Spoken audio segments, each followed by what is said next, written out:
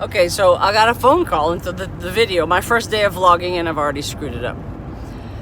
So I was talking about my GPS. So most of the time, I'm most appreciative that she reroutes me if there was a major accident. But I'm not sure whether she rerouted me or I wasn't paying attention, or I don't know. Let's be clear.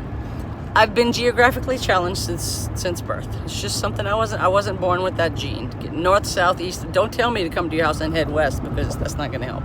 You need to tell me to go to the green barn and turn right, or to the subway and turn left, or what have you.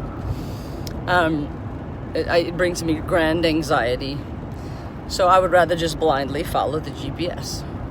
And this is on the heels of a conversation I was having with someone on the phone, which brought to my attention, sometimes I'm not the status quo in that I follow blindly, like, okay, whatever the crowd says, whatever majority votes. I'm not that person. But when it comes to the GPS, when it comes to directions and navigation, I concur. I will follow you and I don't care how many times we get lost, as long as you or the GPS, somebody is willing to take responsibility for the direction that I'm going in. And I think that's very true about life. We pick and choose the things that make our lives easier and reduce the stress and anxiety. In my case, it's a GPS. It's crucial to me getting around. And the older I get, I've never been afraid to leave my house or afraid to get lost. I'll stop and ask directions. I'll stop and ask anybody. But I was one of the first people. My dad and I hooked up a laptop to the car before laptops had batteries. And a GPS, we built basically a connection to put the GPS on, the little monitor thing, on the dashboard. And because he knew how technologically challenged his child was.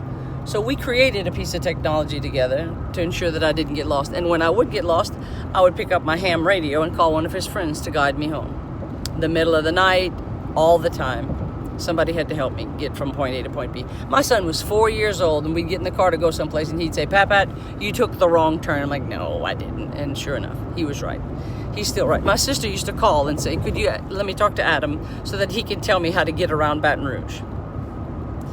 So, I guess my vlog of the day is, or the message of my today is, pick and choose the things you follow blindly or trustingly.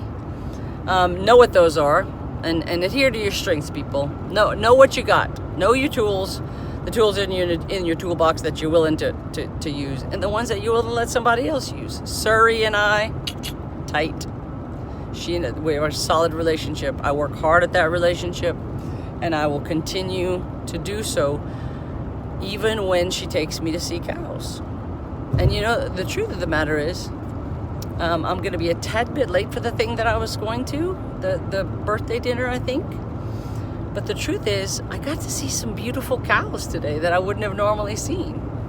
So there's a silver lining in getting lost. I don't know where I was. I don't know how I got there, but I'm glad I went. And today, on your March 1st, I hope that you can look at your life as I look at mine and say, I'm not sure how I got here, but so far the journey's been amazing. Pastures and all. Have a good day, folks.